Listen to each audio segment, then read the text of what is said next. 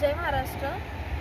आपण बघू शकता हा जो आपला नालासोपारा समेरपाडा येथील हा जो आपला नैसर्गिक नाला आहे किती अस्वच्छ आहे आणि ते नाल्यामध्ये जलपर्णी वाढत चाललेले आहे। रोगराई, डासांचं, प्रदूषणाचं प्रमाण वाढत चाललेलं आहे। लोकांच्या आरोग्याला इथे धोका होत आहे। आपला जो सरकारी दवाखाना आहे तिथे डेंग्यू, मलेरिया असे जे काही पेशंट आहेत त्या रुग्णांचं प्रमाण अधिक वाढत चाललेलं आहे। तर हे नागरिकांच्या आरोग्याशी इथे हेळसांड केली जात आहे। तर आमदार ह्याकडे लक्ष देणार आहेत की नाही त्यांनी सांगावं।